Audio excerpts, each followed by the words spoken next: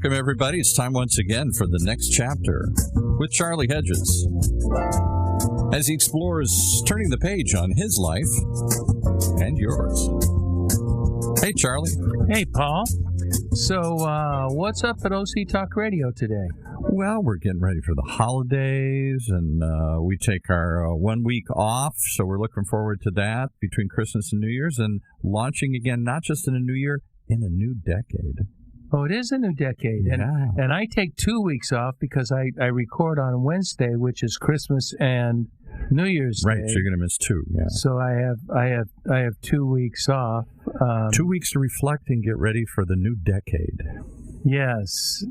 And as a matter of fact, the podcast we're doing today will be the first podcast of the year next year. And first of the decade, then, you mean? The first of the decade, yes. And I am excited to have with us once again my personal life coach, Dena Crowder. Dena is amazing. After working together for 2 years now, I can't think of anyone that has impacted my life in the ways Dena Crowder has.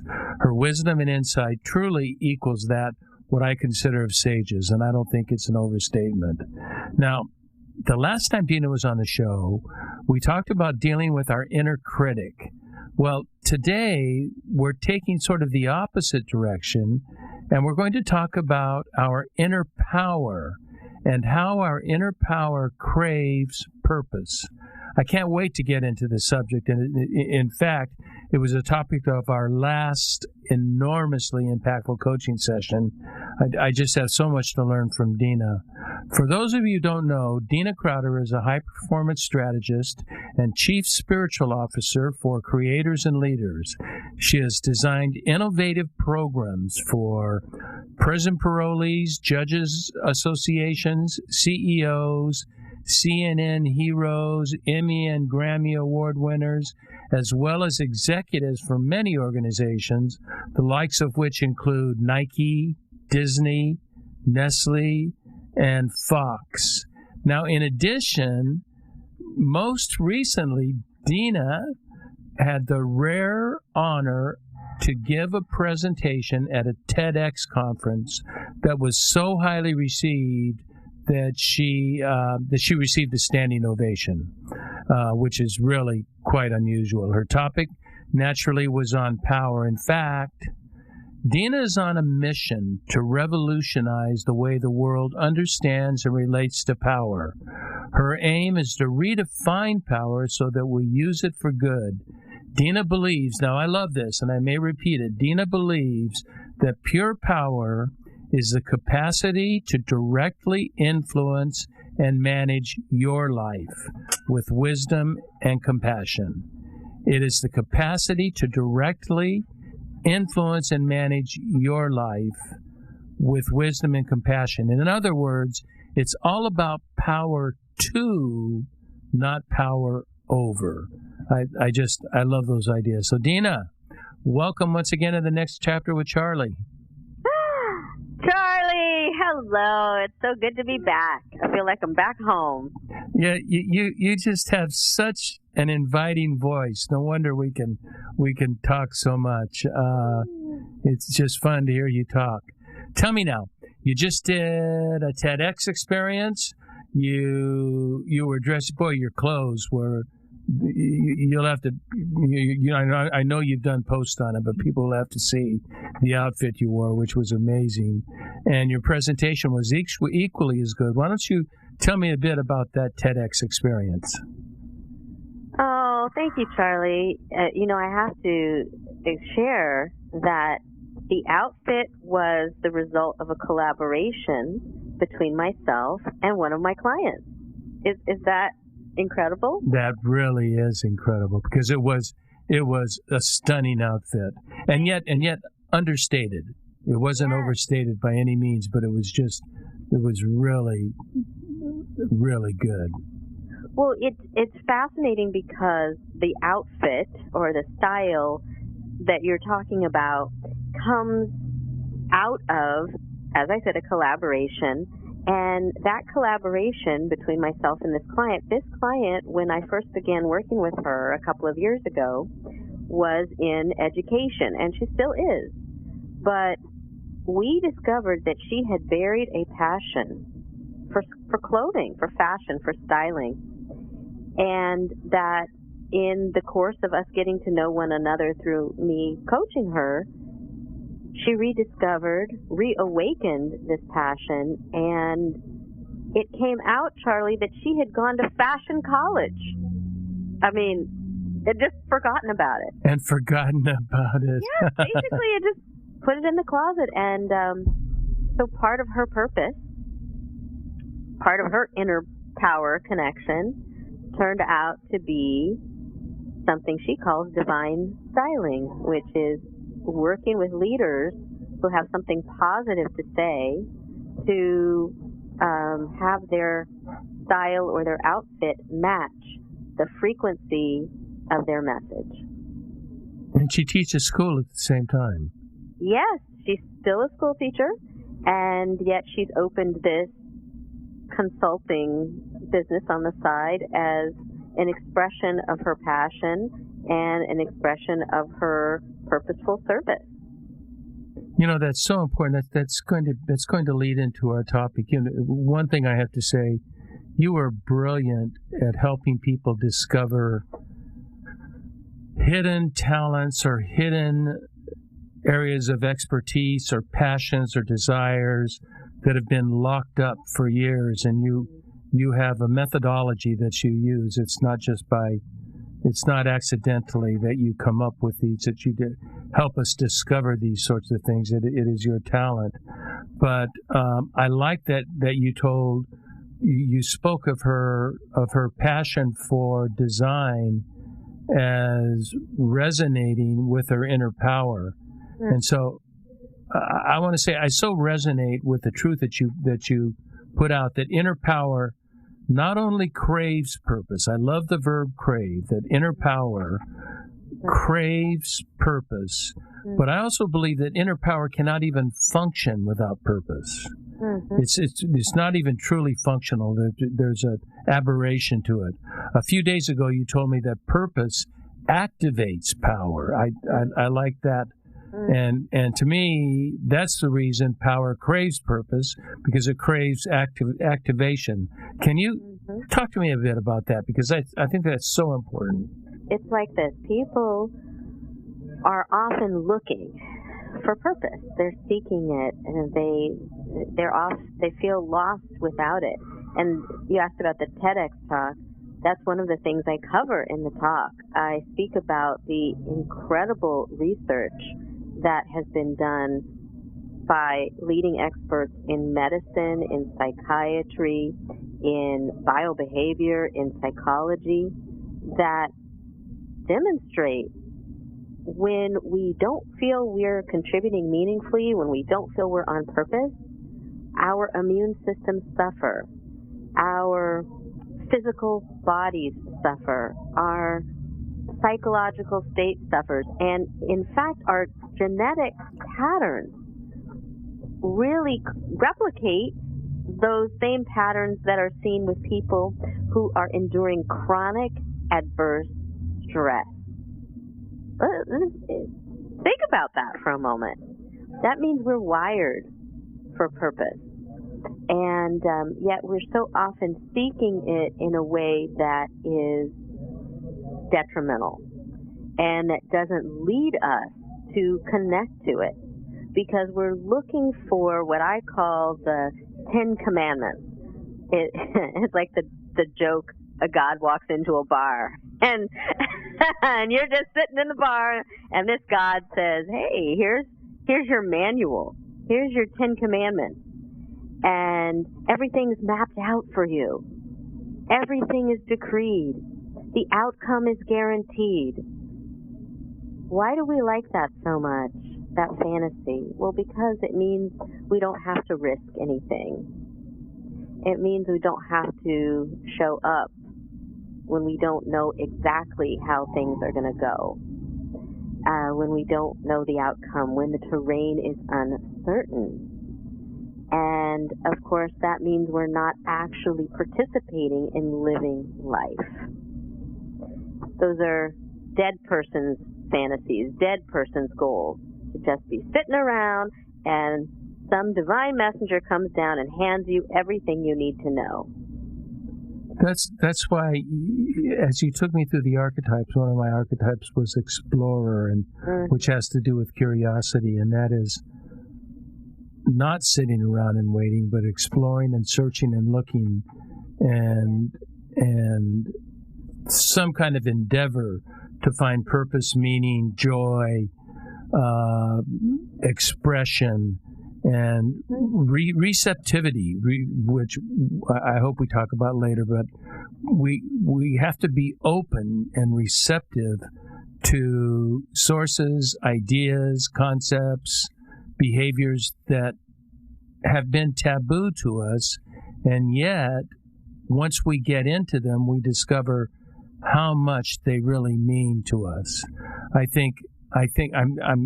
thinking of the very legalistic type of religions that really prohibit people from getting into deep in their soul and finding out what God, and I mean that in the God sense, what God has in mind for these people.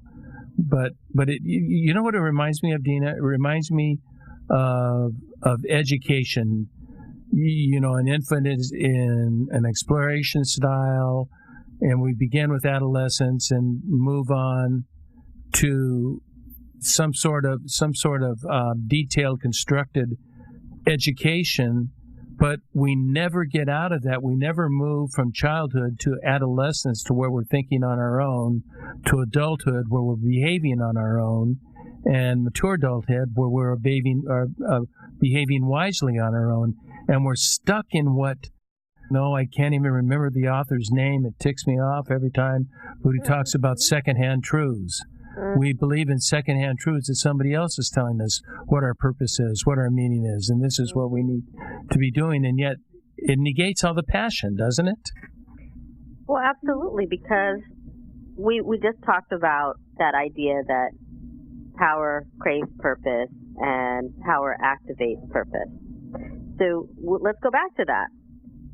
When we talk about inner power, I'm really speaking about connecting to your spirit. And that is beyond dogma. It's beyond religion. It's simply the place where the deepest part of you connects with the deepest part of life.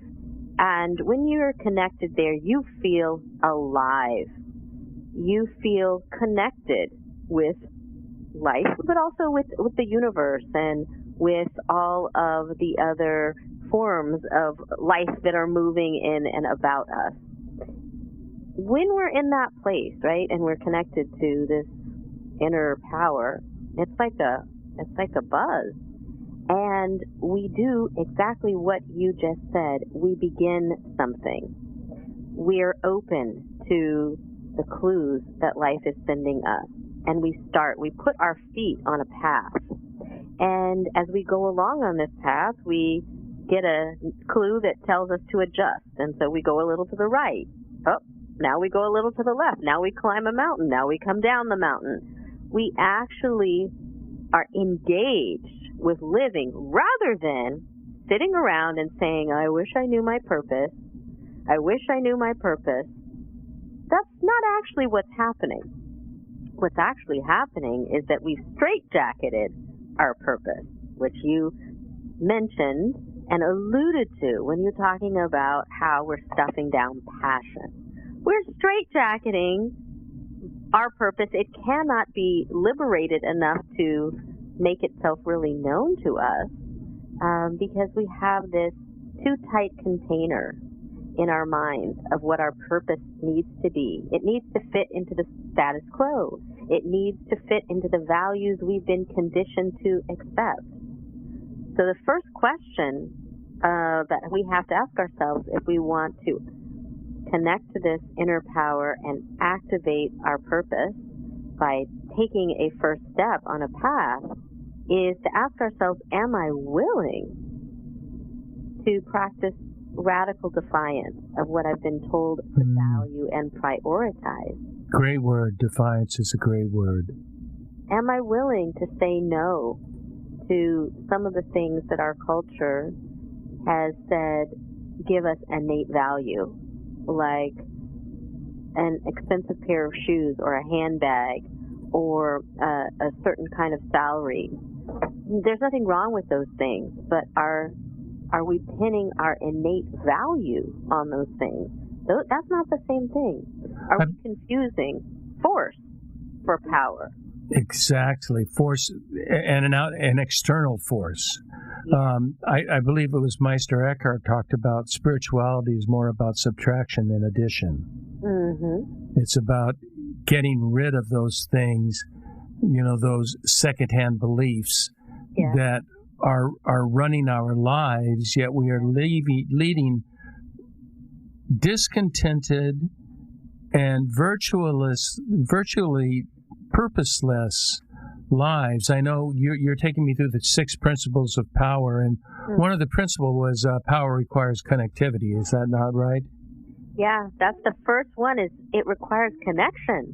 We got to get connected, and if we're walking around disconnected, we don't feel the flow of power. Charlie, you would be surprised at how many people have titles, positions, degrees, fancy schmancy, et cetera, and yet when I speak with them, they realize, oh my goodness, I'm really disconnected from a sense of my own agency, my own power. I'm disconnected from my own passion, my own inner power. They feel disconnected from being on purpose. They may have a huge salary and may be written up in all of the so-called important media of the day and on TV, but yet when I speak with them, they realize I don't even know if I'm contributing meaningfully. Unfortunately, so many people are living under this stress daily, not feeling good, heartbroken, and the first step is, oh my gosh, I've got to get connected. Precisely. And what concerns me is that so many of us, and I can only speak of the United States, so many of us don't even think in these terms. It's not even, they accept the status quo so easily. It's what makes democracy work. You can't challenge it, just go along with it. And that's what makes the whole thing work. And yet to have what we would consider a truly purposeful and meaningful life means we have to depart from the status quo, and we have to enter, as you called, risky areas of our life, scary areas even. There's places that you've taken me. You took me last week. There was a scary area. It was a part that actually frightened me. But I knew as soon as it frightened me, and I knew as soon as I had pushback on it, we were on the right track. I knew right away, as soon as I'm pushing back, then there's... You're like, oh, we're on the right road. We're on the right road. If I don't like this road, it must be the right road.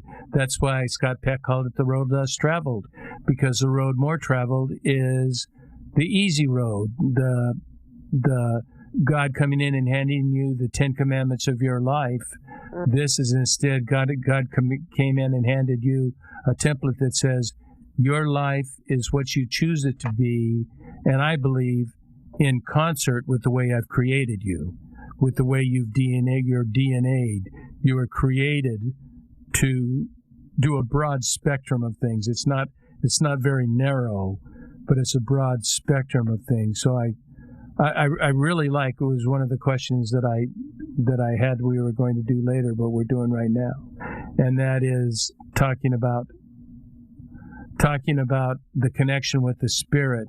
I want to talk, let me see, do I want to take a break, or do I want to get into this, because this is going to be quite lengthy. I think perhaps we should take a break, because I have quite a bit to say on this. Okay.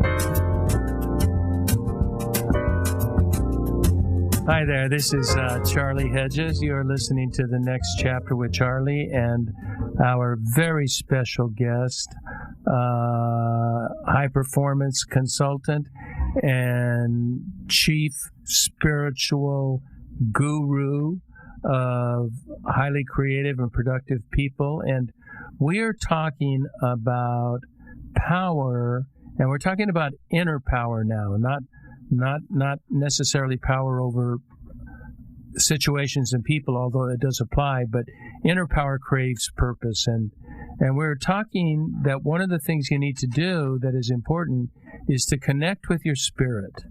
And that is oh so difficult to do. And I hear the question, Dena, I hear the question from my listeners, our listeners, that are saying, as you asked earlier, how do I know what my purpose is? I mean, how do I even go about finding it? I've been looking for my purpose half my life, and so many people are wrestling with that. Do you have any suggestions? I know I have a couple ideas, but I really want yours. Before the break, we talked about permission to say no. Radical defiance of what we've been taught to value and prioritize. I want to give you an example. I had a client who was in an extremely high position in the world of tech. And this particular client was not happy. I'm not happy. I hate what I'm doing. I don't like it. I know it's time for me to move on to something else. As clear as those words sound to us and sounded to this client, there was no movement. There was no action. The client continued day after day, month after month, to remain in a position that was hurtful, that was damaging, and so on and so forth. Now, what's going on here, right? It was very clear. I'm not contributing meaningfully here. I don't like it. It's making me sick. Well, what's going on there is there was a complete unwillingness to say no to the values that individual had been taught to value and prioritize. And one of the values was, you're only okay if you are working for a big, huge name brand company. If you leave and you go to a smaller company, if you leave and you start something of your own, if you leave and you become a consultant, any number of possibilities that this person could have followed, you're not valuable. You're not okay. And there we are. It's not that the client didn't understand what the next step was, because we talked about that before the break. The permission and then the willingness to say, okay, I'm going to value my design. I'm going to value my spirit, how I'm made, what I was put here to do.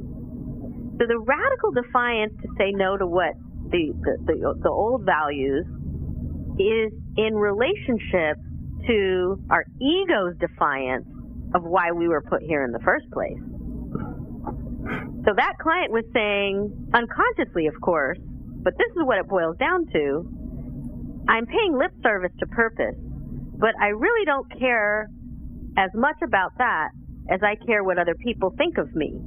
I really don't care as much about my contribution and why I'm really here and what I'm here to do as I care about people thinking that I'm important in the hierarchy of status.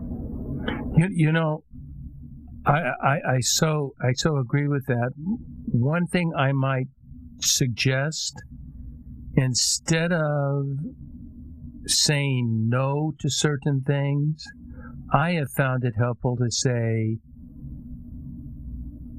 I don't know. I no longer know, so I'm open to receive something different, because That's great. everything is not necessarily no. There may be some yeses in there that are still good, Yeah. but that I don't know, and so I have to remain totally open. That everything is open for evaluation and change if necessary, and the things that are truly part of my inner being, my inner self, those get to stay. At least they're working on it. That's really good. You know I love something. what you're saying. That's exactly right. You don't throw everything out. In the example I was using, that client knew that job was Right. very detrimental, and it was a fight. I mean, just a fight to the death. Finally, it did happen, and they moved on. But it was really an inner battle of epic proportions between the ego's thought of losing the status and what that meant versus taking this new step. I know you told me stories of people without naming people, but you told me stories about that have been quite intriguing, and they've been close to your family, people that have made those kinds of changes that have really helped. One of the things, Dena, that I have recently discovered, I just completed Ryan Holiday's Stillness is the Key. And it's all about peace, serenity, and he deals with the mind, the spirit, and the body. And of all things, I thought the body would be the thing I was least interested in, and it turned out to be the most interesting part of the book. And he's written 2 other books. I mean, I just can't recommend Ryan Holiday strongly enough to people that he's written a book titled Ego is the Enemy and the Obstacle is the Way. And then he's calling it a trilogy, but you can read them in any order. One doesn't require reading the first one. That's why I read the last one first, Stillness is the Key. But one thing I learned from Holiday is that one thing that is needed to discover your inner purpose is to make time for solitude, serenity, and reflection. To allow your inner voice to speak, it requires an art of listening rather than telling, or even hard-pressed, desperate asking, oh, tell me my purpose, because most of the time it sneaks in when you're not even looking, but merely reflecting. What do you think about that? Oh, I agree with it absolutely. And in fact, it's always trying to communicate with you. It is communicating in whispers. It's communicating in shouts. It is leaving clues everywhere in the form of repeating patterns, in the form of synchronicities, even in the form of some of our biggest disappointments. Yes, absolutely, because that informs so much of us. Yes. One of the things that I do every year at the end of the year, so it's December, I'm doing this now with clients, is we have a year-end review. I know I haven't completed mine yet. I wasn't going to tell on you, Charlie. I was not giving that away. But in the year-end review, one of the questions is, what were your biggest disappointments this year? Some people dive right in. Others like to avoid it because they falsely think, oh, if I avoid the disappointments, if I avoid thinking about them, then I won't have to feel the pain. I won't have to feel the disappointment. It's actually very wrong, because the more they stay disconnected from connecting, remember, power begins with connection. The more they stay disconnected from really feeling the disappointment, the more they carry that burden basket of those disappointments into the new year and probably will repeat them. What we want to do is lift them so that we can allow the full wisdom that arises from the disappointment. It's like, what is the lesson from this disappointment? What is the wisdom that if you really sat with the disappointment, you can take? And then take that wisdom into the next year so you don't have to repeat like a hamster on a wheel, the same disappointment. And this brings us back to your question about the stillness and the reflection. That's an example of stillness and reflection. That's an example of the clues. If we can simply take some time to do those types of reflections, to ask ourselves and make a list. What clues is the universe sending me? What am I hearing repeated again and again? And you write those down, that you will see a signpost that says this away, not that away, and you can take your first step. You know, one thing it requires is it's not haphazard. I have discovered in order for me to have these times of solitude, serenity, and reflection requires discipline. Yeah. And for me, in different people, it's different ways and different times. But for me, it's in the morning, and I have about an hour and a half every morning. I get up, so I'm functioning by 9 o'clock, 9:30, but I have an hour and a half of eating a certain way, of meditating, of spiritual reading, of journaling, where I just let these things out. And there are times, especially of meditation, that I have 20 to 30 minutes of total silence and letting my inner self speak to myself. So I think one point, in order to get to that place, it does require discipline. It doesn't happen accidentally. That it has to become something that is important to you. That knowing your purpose is not haphazard. It is an intentional effort. Would you agree with that?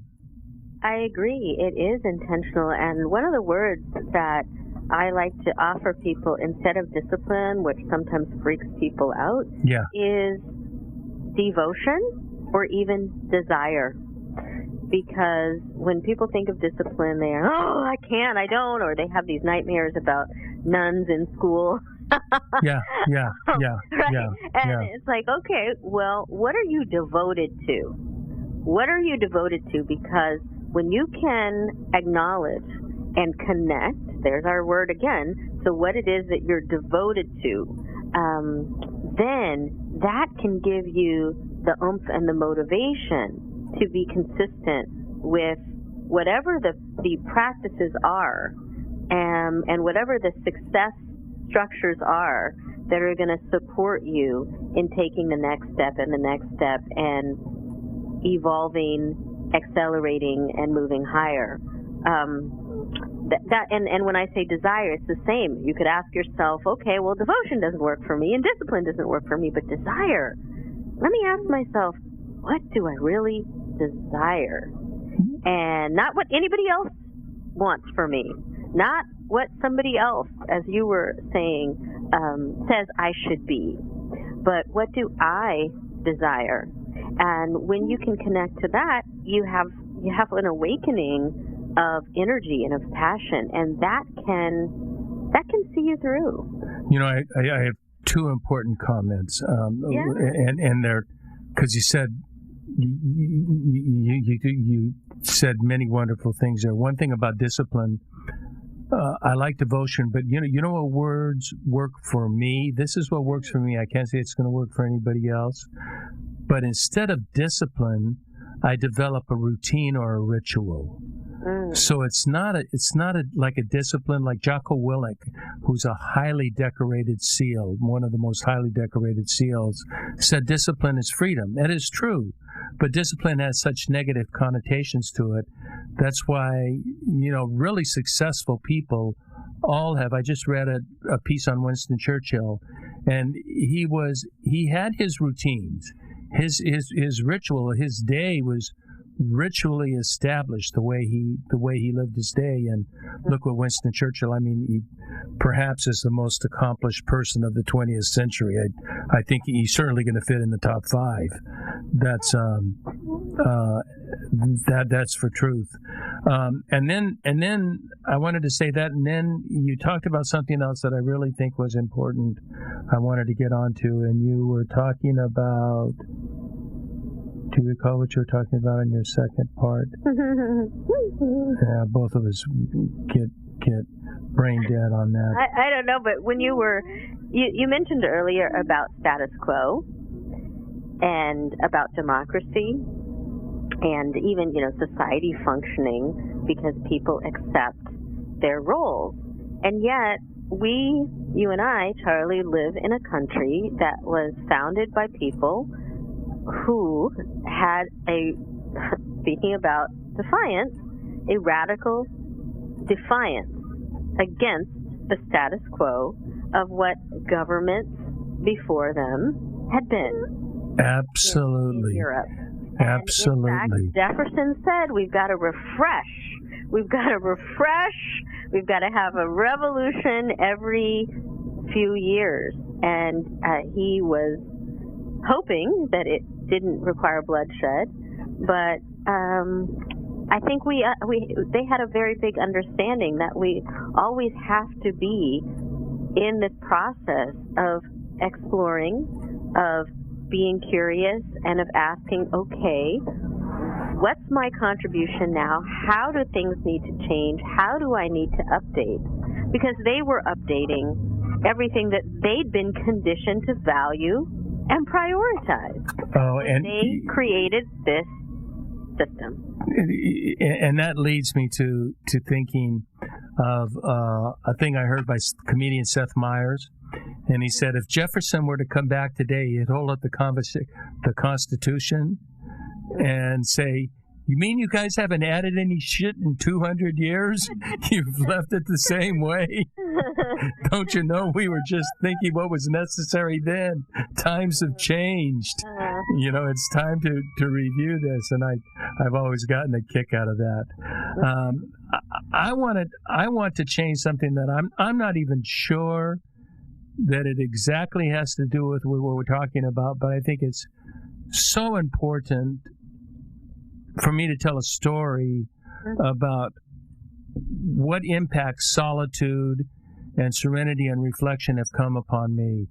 And that is in perhaps, Dena, the last 3 years, and you and I talk quite frequently about this, I have reached much clarity on my inner purpose by what I'm calling the invasion of my feminine muse.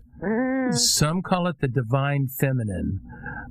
I know she is of God, and I wrote to you that she has a rock solid softness, which is sort of contradictory, but there is a softness to her, but at the same time, it is rock solid, and it has probably made as much impact on my life as anything that I've thought of before. And that my leadership style, I still have the male part of the strength of leadership, but compassion, empathy, care of people, the way I present materials, thinking in the feminine it's completely changed the way I attempt to influence people, and I attempt to, I don't want to say exert power, but use power in positive ways. And I think there's much of that. We have the women's movement, but the women's movement is really copying the men's movement. And I believe in the female being the female, and that female aspect, and I think we both carry both of those genders within us to some degree, and that feminine is so powerful for me. Yeah. What do you make of that? I'm going to say things that are stereotypical or kind of putting things into one big category, even though there's a lot more nuance, but I'm going to do that for the sake of the conversation. And feminine is associated in this kind of stereotypical way with receiving. It is associated with the ability to receive and to hold. And also with compassion, that would be considered a feminine, capital F, value. Does that mean that men don't receive or don't have the capacity for compassion? Absolutely not, because each person, as you've just described, has both feminine and masculine traits. So this is obviously quite simplistic, but it helps us to have the conversation. And right. What we are steeped in this culture of power over. And what's power over? That's where there's a dominator and a dominated. There's a ruler and a ruled. We have so internalized that system as the norm that we don't even see it. It's the water we swim in, it's the air we breathe. We don't even notice that it's going on, but it is. So by you or anyone getting in touch with what we are calling the feminine qualities, the goddess within, that's so trendy and cliche, but again, I think we know what we're talking about here.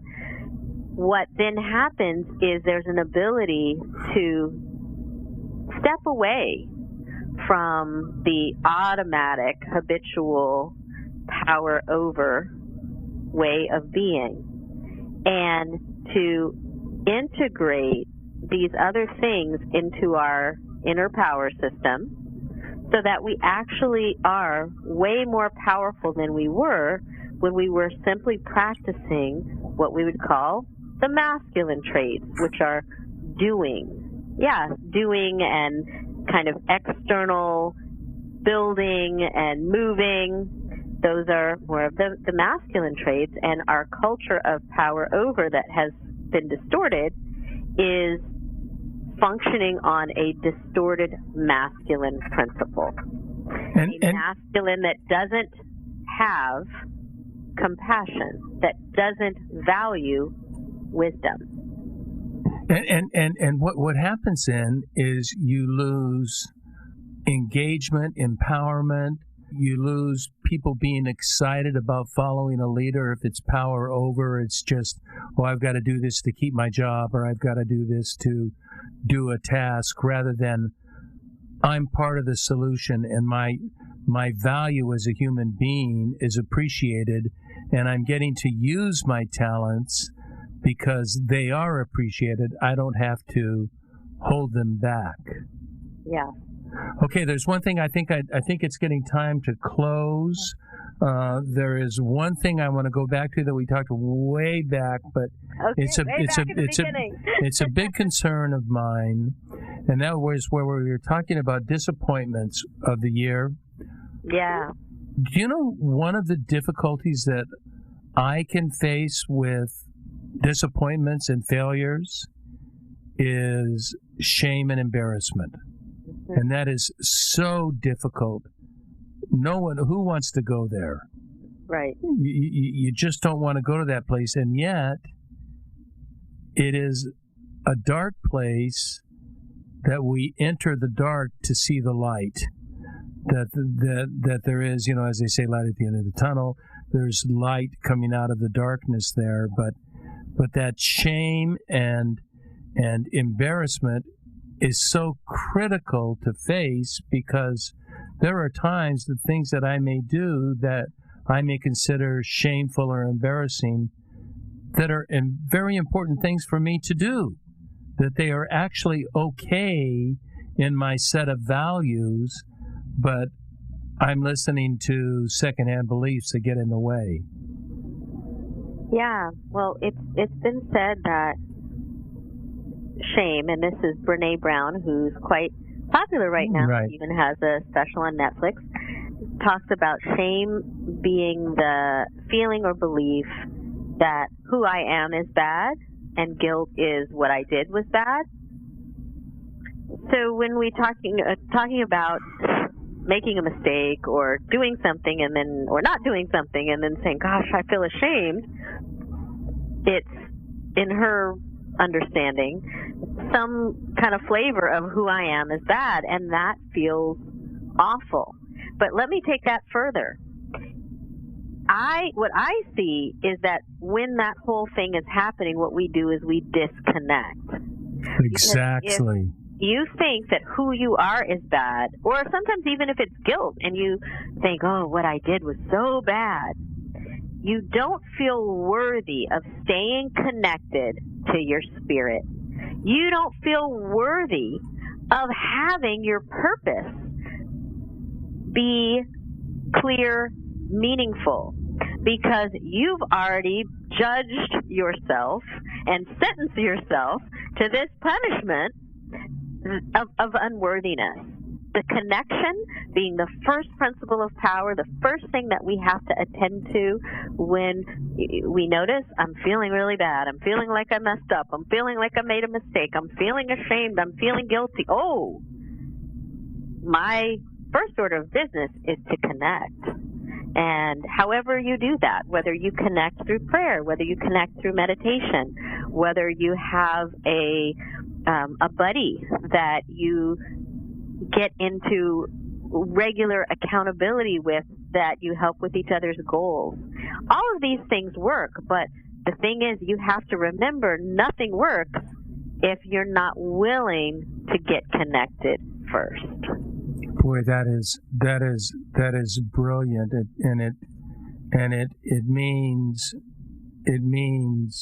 sort of fighting the fear of that in order to receive insightful results. Like when I was saying, you don't necessarily have to say no, you have to say I don't know, and that I don't know has to do with shame and guilt and embarrassment, that I don't know that I really did shameful things. They may not, in my DNA God-given value system, they may not be shameful activities, although socially they could be shameful activities. Mm-hmm. Charlie, I was told many years ago when I began on this path to helping others, I was told by a very close family member, it would be better if you were a heroin addict because there's treatment for that.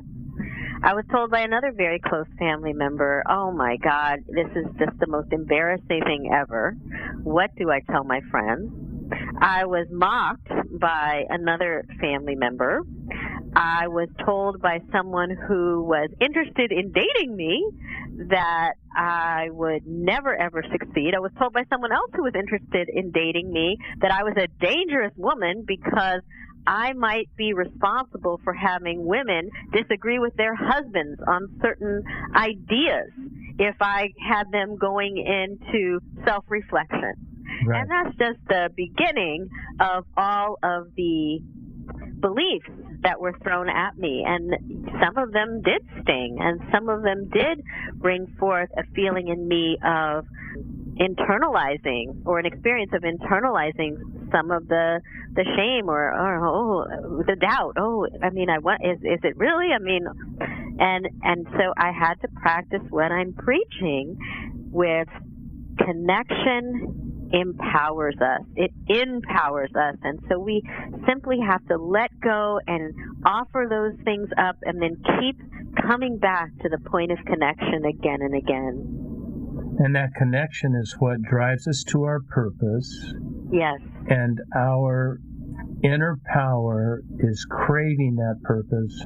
Yes. But the vehicle you are suggesting, not yes. but the vehicle you are suggesting is connection with our spirit. Yes, that is correct. Dena, we definitely could talk for hours. It is always so enlightening to talk with you. Thank you so much for this time together. Well, I was away from the mic for a while there. I had my eyes closed and I was thinking. I so appreciate you and everything you do, and thank you for spending time with me today. My pleasure. Always a pleasure. Oh, well, you're the great. And I'll see you on Saturday for our Zoom year-end. Yes, you will. Whatever. You will. Be there or be square. Is that video or audio? It is video. Oh, my goodness. Okay. That's enough of that. I also want to thank our listeners for tuning in to The Next Chapter with Charlie, and be sure to check us out at our website, thenextchapter.life. until next, this is Charlie Hedges signing off. Bye for now.